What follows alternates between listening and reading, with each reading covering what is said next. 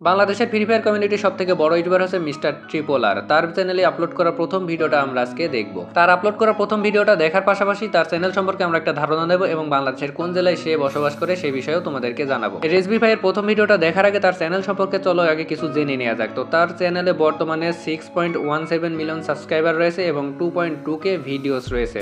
তার মেইন যে channel mister ট্রিপোলার সেটা কিন্তু ক্রিয়েট করা 2018 সালের 24শে ডিসেম্বর এবং বর্তমানে তার মেইন চ্যানেলের ভিউজের সংখ্যা রয়েছে 124,76,82,141। যে ভিউজটা কিন্তু একদমই মাথা নষ্ট করা। তো যাই হোক, চলো এবার আমরা তার আপলোড করার প্রথম ভিডিওটা দেখব এবং পরবর্তীতে তার মুখ থেকেই শুনবো যে বাংলাদেশের কোন জেলায় সে বসবাস করে। Hey, what's up guys? I'm Mr. Triple R. এটা আমার ফার্স্ট ভিডিও। আমি আমার চ্যানেলে gaming video, gaming live stream এগুলো করব, প্লাস ফিউচার ব্লগিং করার চিন্তা আছে।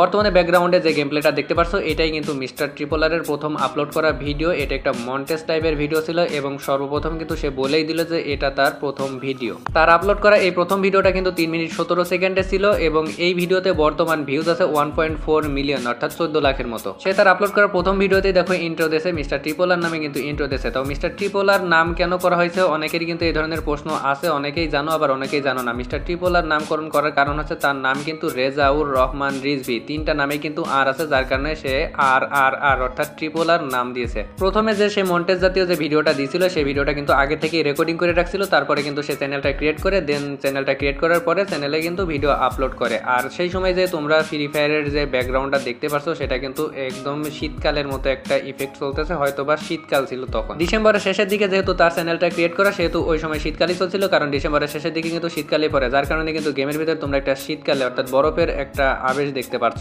আমরা এদিকে কথা বলছি, কথা বলতে বলতে দেখো ট্রিপোলার ভাই কিন্তু অলরেডি 7টা কিল করে ফেলেছে, তার মানে সে প্রথম দিক থেকে পুরো প্লেয়ার ছিল। আর তখন হেডশটটা কম লাগলে পারো বডি শটে সে কিন্তু প্রচুর পরিমাণে কিল করছে। দেখো অলরেডি 8টা কিল হয়ে গেছে। সামনে আরেকটা এনিমির সাথে কিন্তু ফাইট চালাচ্ছে, এই এনিমিটাকেও মেরে দিতে পারবে বলে মনে হয়। দেখো একটা এনিমি বট সামনের দিকে দৌড়ে আসছে, সে কিন্তু মেরে দিল M10 এর জাতা। তোমরা যদি খেয়াল করো তাহলে দেখতে পারবা যে এই ম্যাচটা কিন্তু সোলো ভার্সেস ডুও মনে হচ্ছে, কারণ দেখো দুইটা এনিমি অলরেডি একটা ডাউন হয়ে রয়েছে। যদি সোলো হতো তাহলে কিন্তু ওই এনিমিটা ডাউন হতো না, একবারে ফিনিশ হয়ে যেত। হয়তো সোলো ভার্সেস স্কোয়াড অথবা সোলো ভার্সেস ডুও এরকম ম্যাচ স্টার্ট দিয়েছে এবং সে কিন্তু গেম প্লে করতেছে।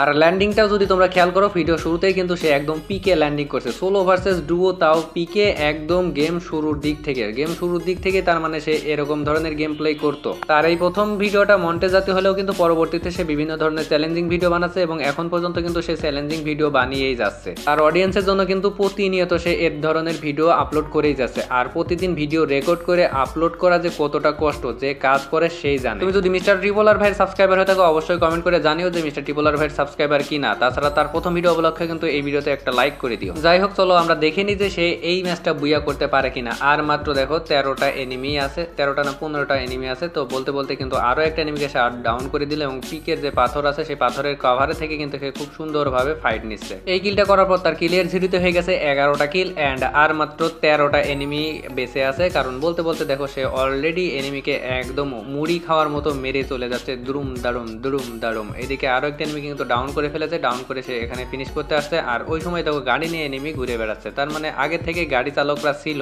গেমের ভিতরে। যাই হোক, বলতে বলতে দেখো সে কিন্তু আরো একটা এনিমিকে মেরে দিল এবং তার হাতে বর্তমানে আছে ফেমাস, এদিকে লঞ্চার আছে এবং সামনে কিন্তু দেখো ফেমাস থেকে আবার কিন্তু তার কাছে এখন গোরজা চলে এসেছে। সামনে এনিমি ছিল, সেই এনিমিটাও কিন্তু ড্যামেজ দিয়ে দিল, আবার আরো একটা এনিমিকে মেরে দিল। মারার পরে কিন্তু সে দেখো একটা ইমোট ছিল, সেই ইমোটটা কিন্তু এখানে শো করালো। এখন কিন্তু দেখো সে একটু ক্যাম্পিং করতেছে যাতে বুইয়া নিতে পারে। আর সামনে দুইটা এনিমি আছে, দুইটা এনিমির কিন্তু বলতে বলতে একটা ডাউন করে দিল, আর একটা এনিমি আছে, এই এনিমিকে যদি মারতে পারে তার কিন্তু হয়ে যাবে বুইয়া। আমার মনে হয় সে বুইয়া করতে পারবে। তো দেখো যে এনিমিটা ছিল সেটারও মোটামুটি ভালো পরিমাণ ড্যামেজ দিয়েছে। কি রে ভাই, এত ড্যামেজ দেওয়ার পরে এনিমিটা মরে না, কাহিনী কি? তো সামনে গুলাল মেরে সামনে যাওয়ার ট্রাই করছে এবং লঞ্চার মারলো, লঞ্চার মারে দেখো সে দুইটা এনিমি মরে গেল এবং তার হয়ে গেল বুইয়া।